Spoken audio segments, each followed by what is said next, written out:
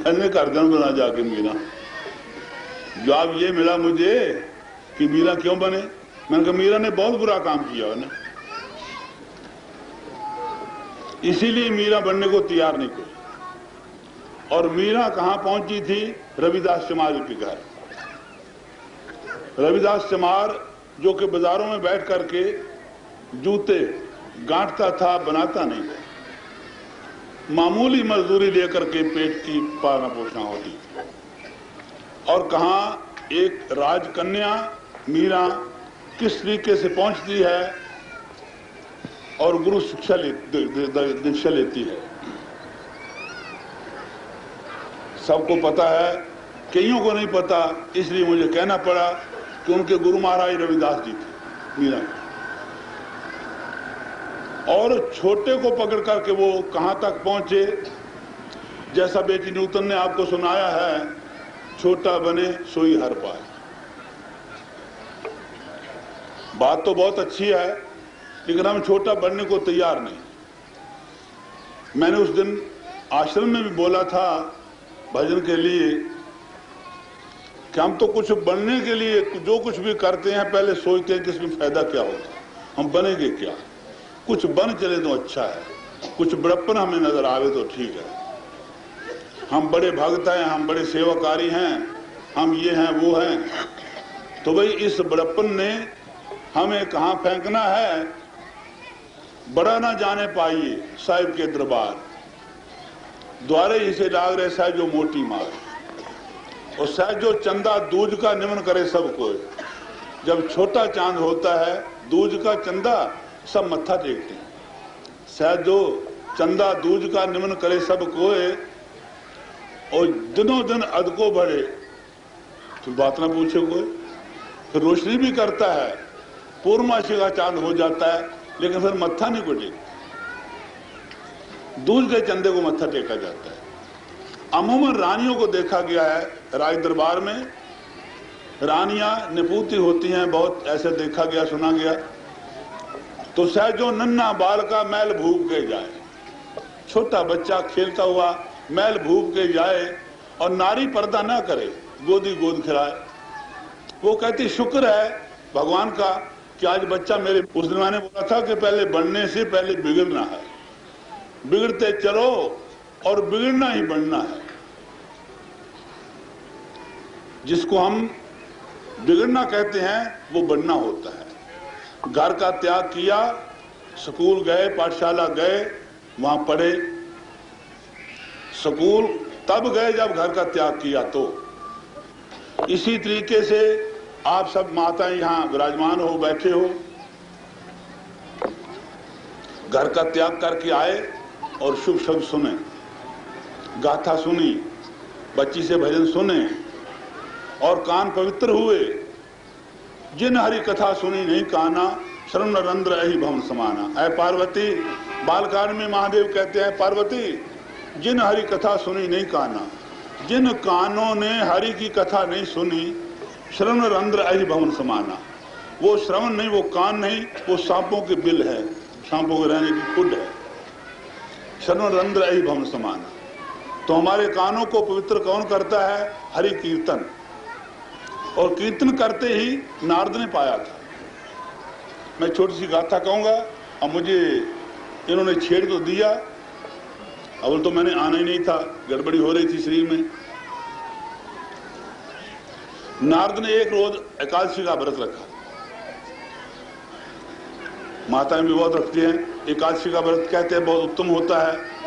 नारद ने रखा तो नारद के दिल में अभिमान आया कि माताएं तो कुछ ना कुछ गाय को दे के, ब्राह्मण को दे करके व्रत का उपान कर लेती हैं, तो मैं तो सीधा भगवान का दर्शन करके तब व्रत को छोड़ूंगा। लेकिन अभिमान था दिल में। उसी अभिमान ने नारद को कहां फेंका? वैकुंठ गए, देखा आसन खाली है। तीर्थों में भ्रमण किया, देखा वहां नहीं, भगवान नहीं पाए। किसी जगह बंदरों में गए, नहीं पाया। उदास हो गए, इधर प्यास ने, भूख ने तंग किया। कहा प्रभु अब तो प्राण हरने को तैयार हैं, प्राण जाने को तैयार हैं, तो ये कैसी लीला कर रहे हो? जहां जहां भी आपको देखा नहीं पाया। जहां मैंने सुना था, जाना था, जिस जिस जगह आपको नहीं पाया, कारण क्या हो गया? तो उसी मौज में आकर के वीणा को लिया हाथ में और बजाने लग गए। प्रभु गुण गान किया तो भगवान चतुर्भुज रूप होकर के आगे खड़े हो गए। पुस्तक मंगा दो नाथ मुझे, छोटी सी पुस्तक मंगा दो, छोटी सी पुस्तक मंगा, नाथ मुझे छोटी सी। कभी आप भी कहोगे पुस्तक मंगा दो, कह के देखना जरा घर, फिर जो जवाब मिले मुझे आप कह देना। लेकिन मीरा की कथा हम सुनते हैं, मीरा कब तक रहेगी? जब तक कृष्ण रहेंगे दुनिया में। कृष्ण नाम को जो मिटाएगा वो मीरा तब मिटेगी। मीरा ने एक ही काम किया था जो हम नहीं कर सकते। नाथ मुझे छोटी सी पुस्तक मंगा दो, नाथ मुझे छोटी सी पुस्तक मंगा दो।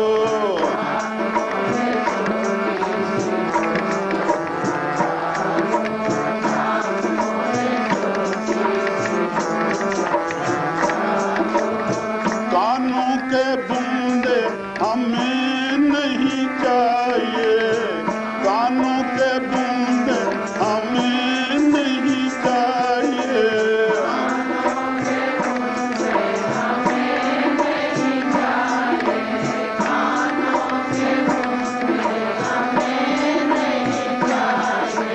नाथ मेरे कानों में गीता सुना दो, नाथ मोरे कानों में गीता सुना दो।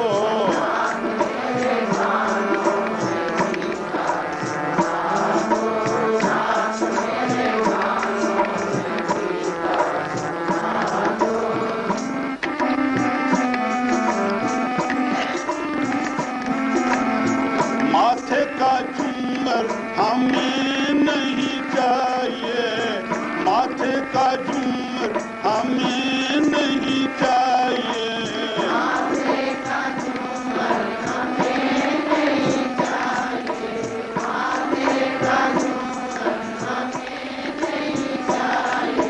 भाई जिन बातों से मैं अनभिज्ञ हूँ, नहीं जानता, उनका नाम भी कोई ऐसा मेरी हंसी मजाक ना उड़ाए, तो मुझे पता नहीं झुमर किसको कहते हैं।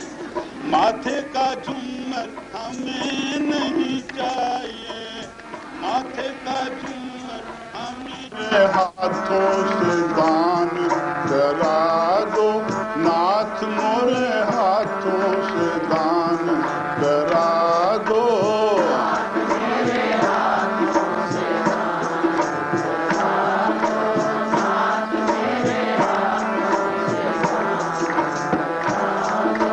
नाथ मुझे छोटी सी पुस्तक मंगा दो, नाथ मुझे छोटी सी पुस्तक मंगा दो।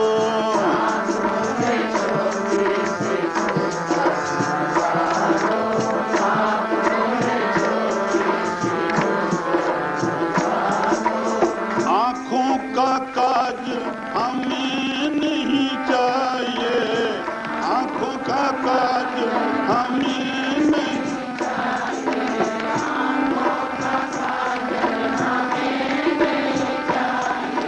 नाथ मुझे सांवरे का दर्शन करा दो, नाथ मुझे सांवरे का दर्शन करा दो, सांवरे का दर्शन करा दो।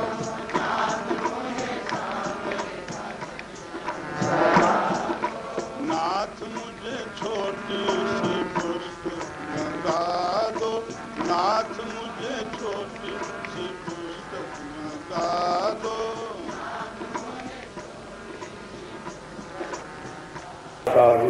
तो कई बार सदगुरु जब उस रूप में, उस साकार रूप में होते हैं, हमारा मन जो है हमें भ्रमित करता है, हमें मन धोखा देता है उनकी नरलीलाओं को देख करके कि भाई ये भी हमारी ही तरह साधारण पुरुष है, ये भी खाते पीते हैं, ये भी आराम करते हैं, इनको भी दुख तकलीफ होती है, तो हम अपना मुकाबला उनके साथ करते हैं। लेकिन उन महापुरुषों ने किसका कष्ट लिया होता है, ये दादा गुरु श्री परमहंस दयाल जी के जीवन के से बलिदानती हमको विवेक होता है कि उस समय तेरी में जब श्री परमहंस दयाल जी दीवान भगवान दास जी के साथ वो वहाँ पर तशरीफ ले गए, तो उससे पहले तेरी की हालत क्या थी कि वहाँ पर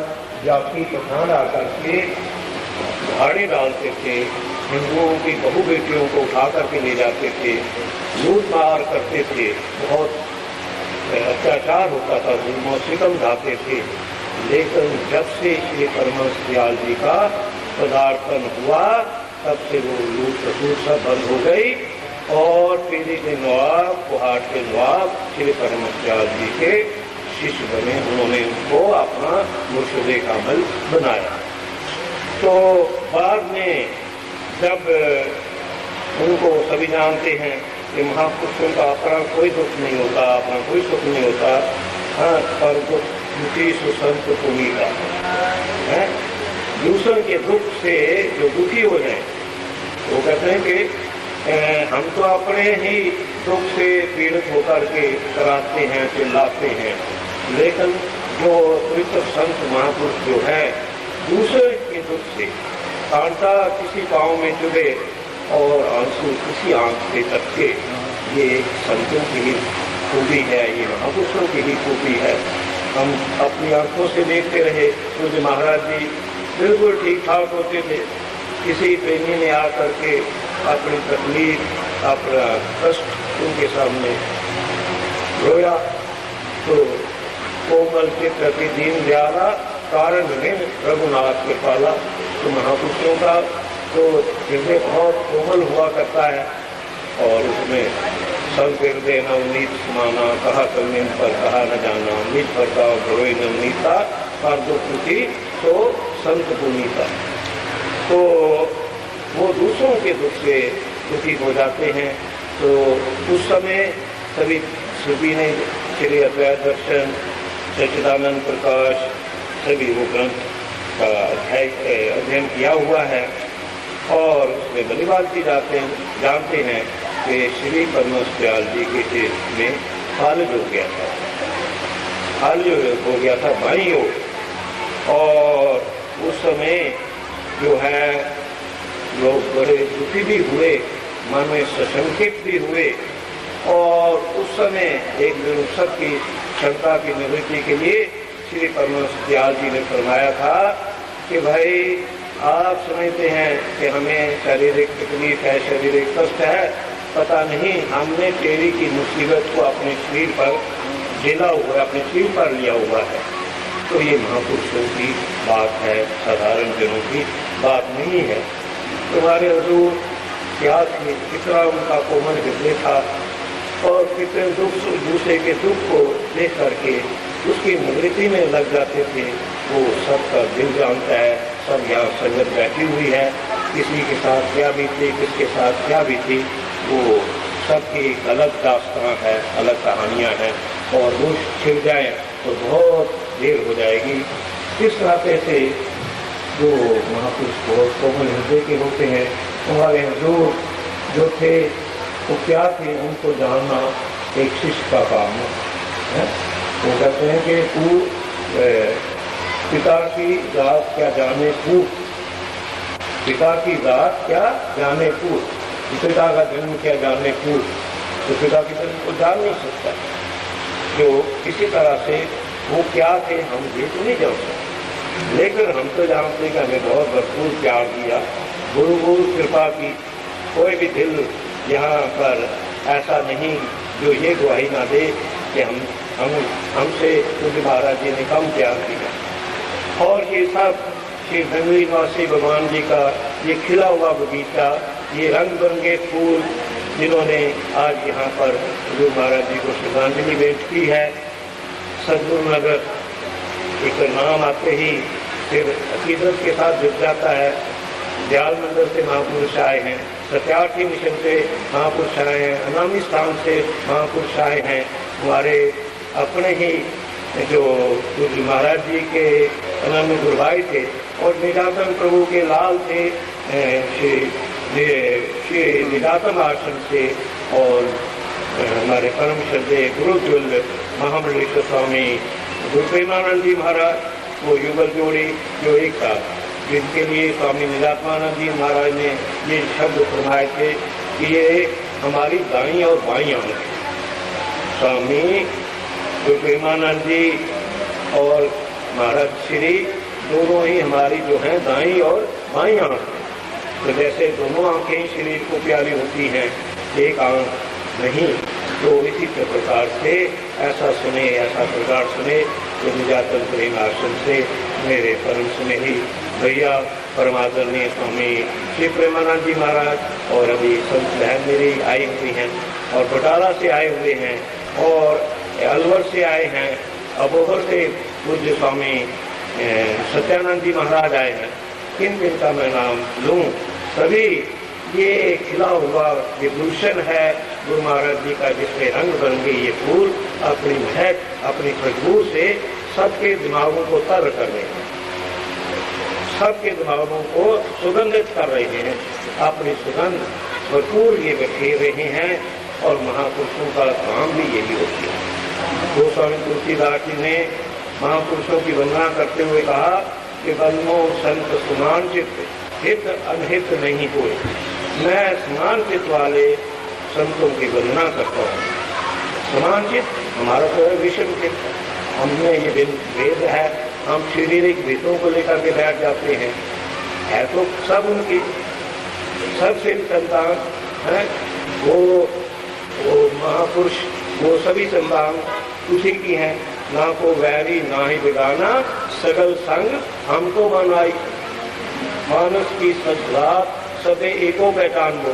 तो सब हैं तो उसी परम पिता की संतान, वही सतगुरुदेव जी महाराज के शिष्य, लेकिन हम शारीरिक दृष्टि से देखते हैं, ये अंतर है। हम कर्म चक्षुओं से फैसला करते हैं, और महापुरुषों जो हैं वो तो आत्मीयता की भावना से आत्म स्वरूप वो सभी ही भूत प्राणियों को अपनी आत्मा के समान समझते हैं। तो ये हमने और उनमें अंतर हुआ करता है।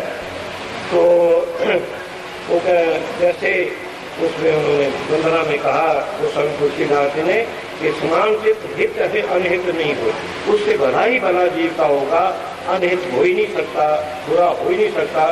मन वचन कर्म से वो दूसरे का बर्बाद ही करते हैं, भलाई करते हैं। तो अंजलिगत शुभ सुमन जिमी, जैसे हथेली के ऊपर रखा हुआ फूल, ये नहीं देखता कि ये दायां हाथ है, ये दाई हथेली है, ये बाई हथेली, इसको सुगंधित करना है या इसको नहीं करना, वो समान रूप से सुगंध कर दो, दोनों को समान रूप से सुगंधित करता है। इसी प्रकार वो महापुरुष जो है, जो भी भले हुए जो भी शरण में आ जाते हैं, बस उनको नानक नजरी नजर निहाल, उनको निहाल कर देते हैं, कृपा कर देते हैं।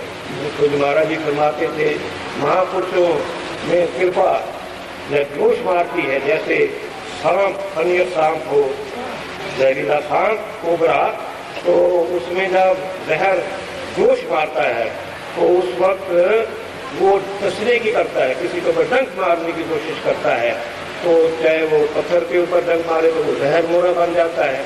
तो इसी तरह से महापुरुषों की भी कृपा जोश में आती है, कृपा जोश में आती है, और उस समय वो कृपा करने पर उतारू हो जाते हैं। जो भी आ गया उसके आगे तो उनके ऊपर कृपा भरपूर कृपा कर दी।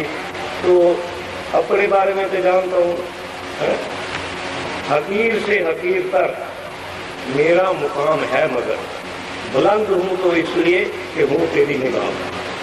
जितने दुनिया में आज तक काम बने वो आशीर्वाद ने बनाए। चाहे राम आया कुछ काम करने के लिए, उसे आशीर्वादों की बड़ी जरूरत पड़ी, बहुत जरूरत।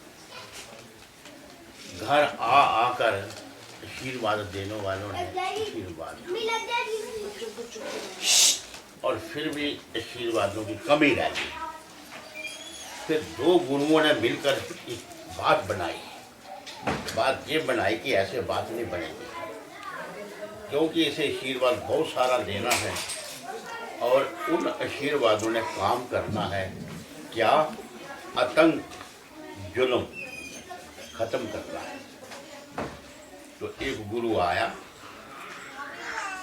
दशरथ को कहा, हे दशरथ, राम मुझे दे दे, राम मुझे दे दे।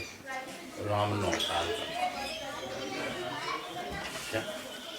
और दशरथ राजा कैसे राम को देगा? कहने लगा, मैं तो दूंगा नहीं, बुढ़ापे में एक पाया और जंगल में ले जा रहे हो और वहाँ राक्षस बहुत हैं, आप जग की रखवाली कराओगे, इसका राक्षसों के पाला पड़ेगा, मैं तो कभी भी नहीं भेजूंगा राम को।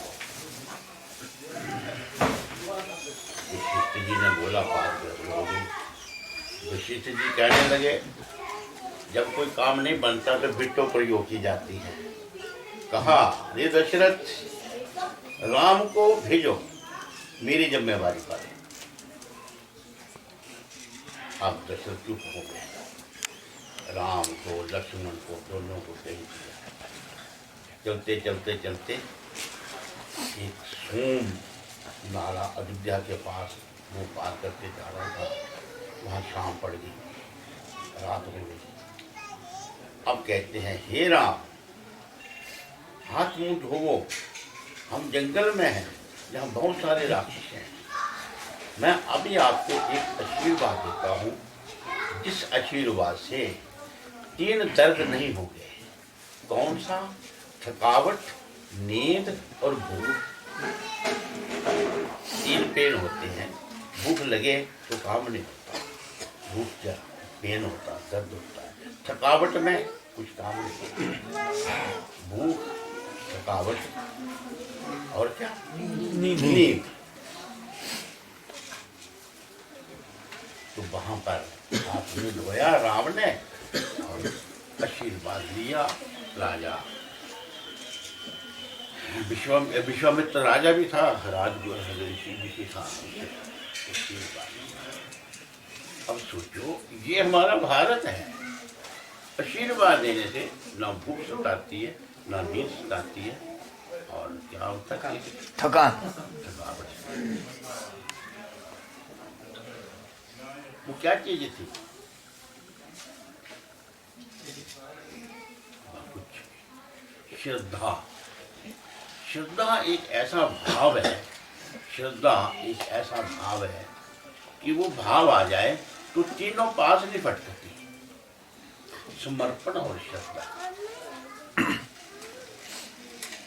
राम को ना फिर भूख ने सताया, ना नींद ने सताया, और लगातार तमसा नदी पर रहे, आगे बढ़े, ताड़का मिली।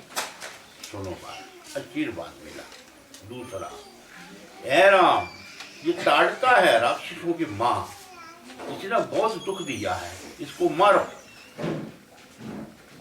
मैं कैसे मारूं? मेरा से वैर न विरोध, मेरा कुछ नहीं बगाड़ा, मैं नहीं मारूंगा।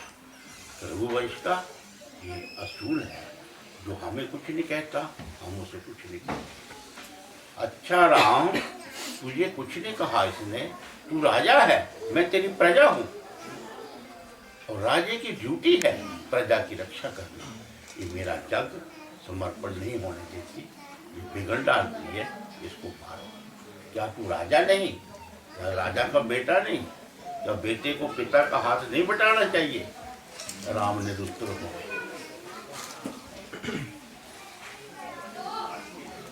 कैसे मारेंगे? मेरे पास इसे मारने का हथियार नहीं है। हाँ राम, तेरे पास हथियार नहीं, इसे मारने का वो दिव्य अस्त्र जिससे ये राक्षस मारे जाएंगे, वो मेरे पास है। मैं आपको देता हूँ, आप उसका प्रयोग करो। अच्छा, राम कहने लगा, गुरुदेव, जिस अस्त्र को मेरे से चलवाना चाहते हो, वो अस्त्र खुद क्यों नहीं चला के इसे मार डालते?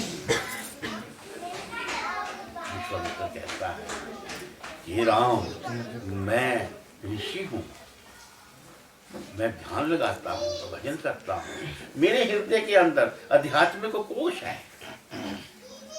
जब मैं इसे मारने के लिए तेज और क्रोध में आऊंगा तो मेरे हृदय से आध्यात्मिक कोष जल जाएगा, राख हो जाएगा। इसलिए मैं इसे नहीं मारूंगा, नहीं मार सकता, इसे आपको ही मारना होगा। कहने लगे क्यों? मेरी फौज में अयोध्या में बड़े बड़े राज, बड़े बड़े बहादुर शूरवीर हैं, उनको बुला लो, ब्रह्मास्त्र सिखाओ और जो मार देंगे। राम अभी नहीं समझे, उनमें से कोई भी मेरा अस्त्र नहीं चलाएगा। क्यों नहीं चलाएगा? इसलिए कि वो सब मैं जो सिखाऊंगा उसमें अपनी अक्ल मिला लेंगे। और आप राम जैसे मैं कहूंगा वैसे ही करोगे, क्योंकि फार्मूले में जरा भी अंतर हो जाए तो काम नहीं बनता, वो फार्मूला बदल जाता है। राम आप अक्षरता मेरी आज्ञा मानोगे, क्यों? आप अपनी अकल बिल्कुल इस्तेमाल नहीं करोगे। आप में ये गुण है, इसलिए आपको ही मैं ब्रह्मास्त्र चलाने का गुण दूंगा और आप चलाओगे ये राक्षस मरेंगे। इस प्रकार राम को आशीर्वाद दिया कि ब्रह्मास्त्र चलाओ। एक बाण मारा, ताड़का को धराशायी किया। दूसरा बाण मारा, मरीच आया रास्ते में, तो उसको मारना नहीं था, क्योंकि ताड़का को मारो। तो जब वो आक्रमण किया तो राम को आदर नहीं था कि उसको मारना है। राम ने बिना फर के तीर चलाया और उसको लंका में जाके फेंक दिया। कैसे से? आशीर्वाद से। आज रखवाली हुई, आगे राम जी चलते हैं। आगे कौन बैठी थी? राजा जनक का स्वयंवर था, तो आशीर्वाद दूसरा। है राम चले गए। एक सुनसान आश्रम था, बिल्कुल पिन ड्रॉप साइलेंट। कुछ पशु पंछी यहाँ कोई नहीं बोलता था। वहां चले गए। गुरुदेव जी कैसा आश्रम है? अरे यहाँ पर शापित अहिल्या है, उसे पति देव का शाप हुआ है, वो निर्दोष है और उसको तारना है। आप यहाँ पर ये पत्थर बनी हुई है, इससे अपने चरण लगाओ, ये तर जाएगी। तो अहिल्या राम ने नहीं तारी, विश्वामित्र के आशीर्वाद ने तारी। गुरुदेव ने कहा इसे अपना चरण लगाओ। चरण लगाया, अहिल्या तर गई। राजा जनक के पास पहुंचे, वहां स्वयंवर हो रहा था। राम नहीं धनुष तोड़ने गया। है राम उठो, राजा जनक का दुख मिटाओ। बहुत दुखी है राजा जनक, तो दुखियों को सुखी करने के लिए आप आए हैं। आप चले जाते हैं, नहीं गए, उनको भेजा गया, आशीर्वाद दिया, ये धनुष तोड़ना है, उठाना है, किसी से नहीं उठा। पर इस आशीर्वाद से धनुष नहीं उठना था। राम गए उस रंग मंच पर जहाँ धनुष था, और सभी राजे गए। सभी राजे महाराजों ने जो किया, राम ने उससे कुछ भिन्न एक्शन किया। क्या किया? गुरु को प्रणाम। मन ही मन, मन ही मन, यानी जो पास नहीं होता, दूर होता है, उसे मन में ध्यान करके नमस्कार आशीर्वाद देते हैं। और अपने गुरुदेव को मन ही मन में प्रणाम किया, जो अयोध्या में थे, और उनसे आशीर्वाद लिया। और धनुष को बहुत हल्का पाया, झुकते किसी ने देखा ही नहीं, धनुष खड़ा ही देखा हाथ में। ये टेक्निकल बात है।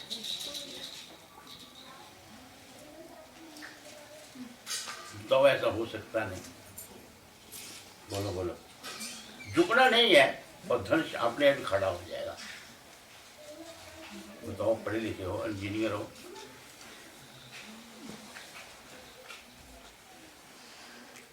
पता है, बोल नहीं रहे।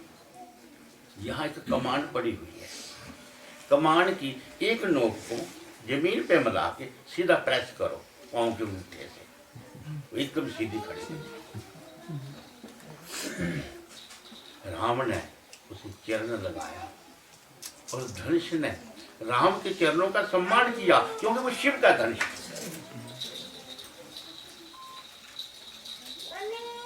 धनुष स्वयं खड़ा हो जाता है। राम ऐसे पकड़ने लगे, पकड़ते 3 टुकड़े हो गए, टूट गया। तोड़ना नहीं था, वो उठाना था, टूट गया। 3 टुकड़े हो गए, 3 टुकड़े हो गए। सीता राम से मिल गई। जब तक धनुष नहीं टूटता तब तक सीता राम से नहीं मिलती। ये धनुष अहंकार का है, ईगो का है, पड़ा हुआ है, जो तोड़ने आते हैं। नहीं टूटा, ये धनुष टूटेगी तो सीता मिलेगी। कौन सा धनुष है जो राम ने तोड़ा? बाजी को पता है, बिना का ये धनुष है, यहाँ से टूट गया। ये पूरी लगा लो, इसकी फोटो बना लो, इतनी जगह यहाँ से हाथ से पकड़ते हैं वो ये जगह बनती है, ये धनुष है। जहाँ पर अहंकार ने कब्जा किया है, ईगो ने कब्जा किया है,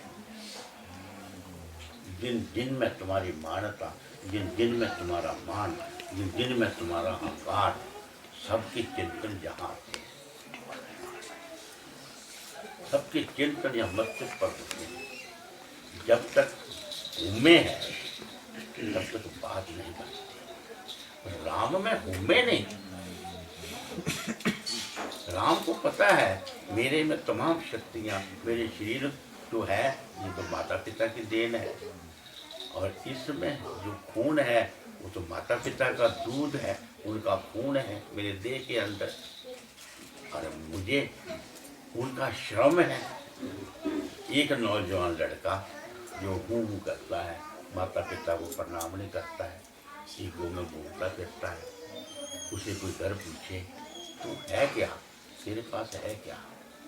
जब तेरा जन्म हुआ था तो मांस का लोचड़ा था, तो किसने बड़ा किया? किसने मुंह में लगा लगा के दूध पिलाया? किसका परिश्रम तेरे पर हुआ है? तो माता पिता का श्रम है। अगर दिल और दिमाग में कुछ गुण है, हुनर है, तो गुरुदेव की, गुरुओं की देन है, उनकी देन है। तूने रिसीव किया, पर कुछ जिन्हें दिया तभी रिसीव कर, कुछ भी नहीं अपना तेरे पास। राम को ये पता था मेरा तन, मेरा मन, मेरा धन कुछ मेरा नहीं है, ये सब तो मुझे दूसरी दिया है किसी ने, जिनका है उनका है। अगर मैंने कुछ किया तो मेरा क्या उद्यम है? एक फैक्ट्री जिसमें 1 लाख आदमियों के शेयर है, वो प्रॉफिट में जाती है, तो फैक्ट्री को क्या मिलता है? वो शेयर बांट लेते हैं।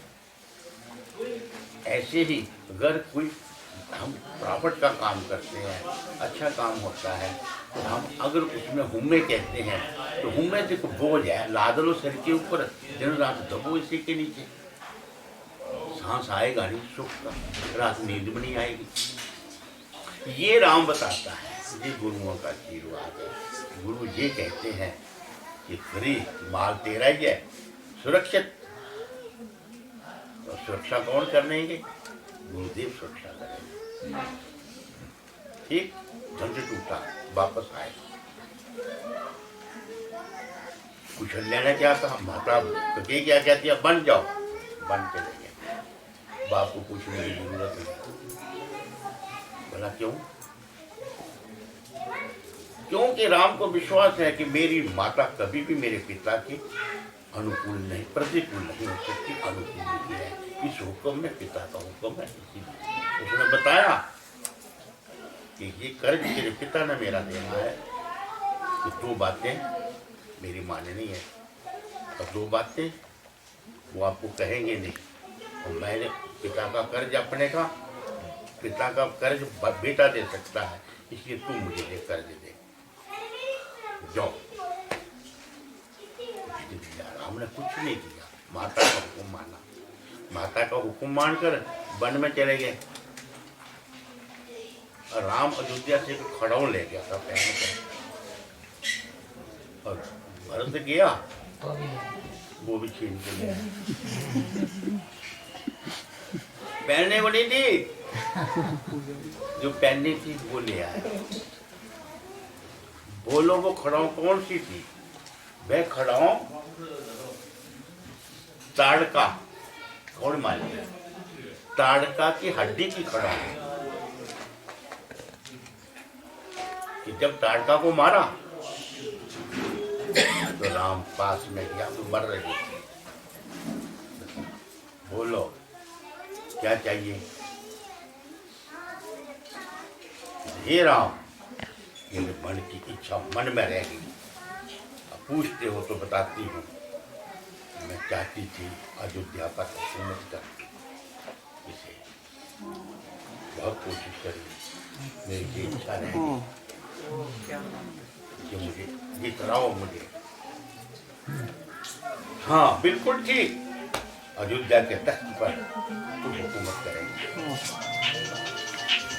वो मर गई, उसकी हड्डी ली, उसकी खड़ाऊ बनाई। वो राम पाँव में पहनते, और राम ने कोई खड़ाऊ दे दी। वही खड़ाऊ भट्ट के पास आई। 14 साल ताड़का ने राज किया।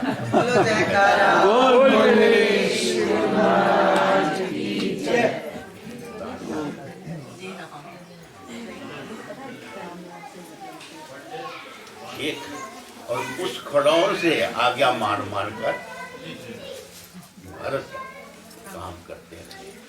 और एक बात कहने की, राम ने कहा, भरत ने कहा, अयोध्या का राज्य कैसे मैं चलाऊंगा? मुझे नहीं आता, मैं तो बच्चा हूं, मेरे से नहीं संभलेगा। आप जंगलों में दुख पाएंगे और अयोध्या चौपट हो जाएगी। कौन रखवाला अयोध्या का? मेरे से नहीं होता। अब राम क्या कहते हैं? आशीर्वाद की बात। ऐ भरत, तू मुझे अपनी बात मनवाता है, ठीक है, मानूंगा तेरी बात। अब ऐसे करो, हमें करना क्या है?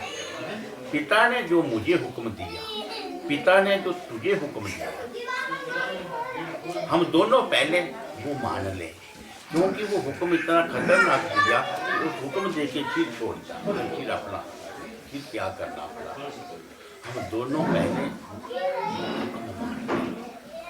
पिताजी का हुक्म दोनों माने, उसके बाद मैं तेरा हुक्म मान लूंगा। ऐसी कोई बात नहीं। तो फिर ये हुक्म मानते रहेंगे तो अयोध्या चौपट हो जाएगी।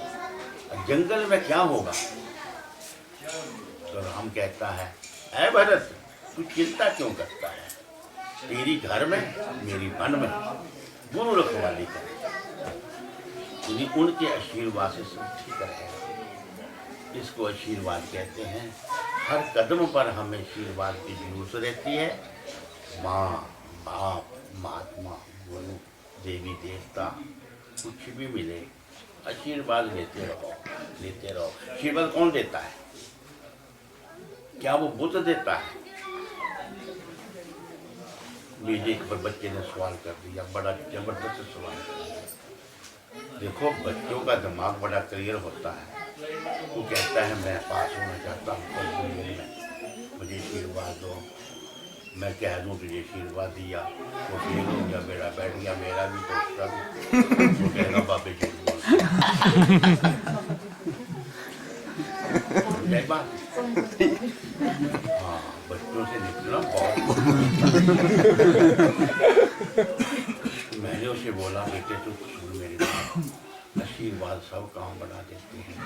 मेरा आशीर्वाद तो मैं दे दूंगा, तो मेरा आशीर्वाद पहले तुझे देखेगा कि मेरे से पहले जिन्होंने तेरे ऊपर एहसान किए हैं, उनका आशीर्वाद तुझे मिला या नहीं मिला। उनका आशीर्वाद तुझे मिलेगा तब मेरा आशीर्वाद तेरे ऊपर काम करेगा, नहीं तो मेरा आशीर्वाद वापस जाएगा, खड़ा रहेगा। इसलिए अपने माता पिता का आशीर्वाद लिया। कैसे लूं? उन्हें सुबह उठकर प्रणाम किया। ठीक है, 8 दिन हो गए, मैंने पूछा प्रणाम किया था? नहीं। क्यों? प्रणाम क्यों नहीं किया? प्रणाम करते कांटा चुभता है, कोई दर्द होती है, क्या महसूस होता है?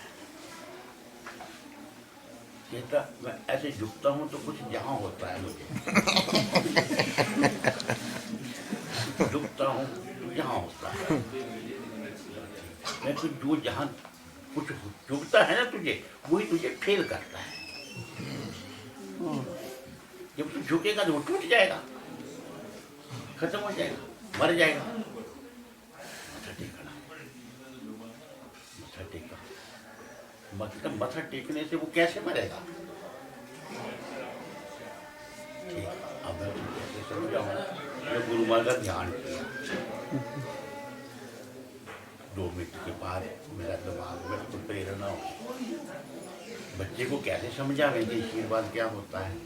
मैंने बोला बेटे देख, तूने बैटरी कैसे जगती है? कहता शेल से, एक नीचे से एक ऊपर से, दोनों मिल के एलिमेंट जग गया। वेरी गुड, तू तो साइंस पढ़ी हुई है। मैं ऐसे ही, ये पैर नेगेटिव है, मस्तक पॉजिटिव है। जब मस्तक की रेख पैर से छुएगी तो बल्ब जलेगा, तो माँ के हृदय में करुणा आएगी, आशीर्वाद, वो करुणा आएगी। वो आत्मा की आवाज है, वो अपने विवश में नहीं होता। तो भगवान की आशीर्वाद ही माता के मुख से तुझे मिलेगी। इसीलिए माता को ऐसे प्रणाम करना, मत्था लगाना, और जब तक हाथ न रखे सिर पे, हाथ मत उठाना, आशीर्वाद लेके जाना, रोज आशीर्वाद लिया करो। एक सिस्टम है, आशीर्वाद कहाँ से आता है? किस प्रकार से उस बच्चे ने आशीर्वाद लेकर मैट्रिक 10वीं पदवी में पास कर दी। तो आशीर्वाद कहाँ से मिलता है? आशीर्वाद एक ही जगह से आता है, वो जगह एक ही है। हमारे महाराज जी कहते थे पावर हाउस एक है, हर घर में बत्ती जग रही है, उसका केंद्र एक ही है। सब किसे मिलेगा? लेने वाला ले लेता है, देने वाले की क्या मदार है वो ना। दाते क्या इतनी हिम्मत नहीं है आपको कुछ दे सकते। कहते हैं अंग्रेजी में, पता नहीं क्या कहते हैं, be deserve no desire, be deserve then desire, ये अंग्रेज कहते हैं। हम कहते हैं डिजर्व बनो, किसी काबिल बनो। हम जिसके काबिल हैं वो मत मानो। वो चीज़ तुम्हारे पास ऐसे खिंची आएगी जैसे मैग्नेट लोहे को खींची आएगी, और तुम्हारे पास खिंची आएगी। आप उसे तन से कबूल करो, लेकिन जब मन से कबूल करी ये मेरे पास आई, मेरी है, तो आशीर्वाद वापस चला जाएगा। तो तुम्हारी नहीं है, ना ना ना। जिनकी कृपा तेरे ऊपर है वो उनकी कृपा से मिली है। फिर उसके ईगो से, उसके अहंकार से बचो, तब इस आत्मा की के आगे जो छाया बन जाती है और आत्मा का पूरा प्रकाश बुद्धि तक नहीं पहुंचता, बीच में अहंकार खड़ा है। जब वो नहीं होगा फिर आत्मा का प्रकाश बुद्धि पर जाएगा, नहीं तो पता नहीं चलेगा सूरज कहाँ है, आगे बादल आए होंगे, हम पता नहीं चलता। इस प्रकार से आशीर्वाद जहाँ मिले लिया करो। और आशीर्वाद क्या करता है? हमारे चित्त को निर्मल और शुद्ध करता है। श्रद्धा, एक हमारे एक श्रद्धावान जीव थे, किसी को मत्था टेको, वो कहता है जीता रहो जीता रहो जीता रहो, वो जीता रहता है। हाँ, जिन्होंने मत्थे टेके आशीर्वाद लिए वो आज तक जीते हैं। नहीं समझे? राम मरा है, जीता है। ये जिंदगी है। कबीर महाराज जीता है, नानक महाराज जीता है, महात्मा गांधी महाराज जीता है। जीवत है, श्रद्धावान जिनकी श्रद्धा होती है माता पिता पर, गुरुदेव पर, देवी देवता पर, अपनी संस्कृति पर, वो जीवित रहते हैं। इसलिए आप सारे जीवित हैं, जीवित रहेंगे और सुखी रहो। और श्रद्धा से ही सुख मिलता है। श्रद्धावान जीवित है, हमेशा आशीर्वाद लेते रहो। और मुझे बोला तो मैं बोल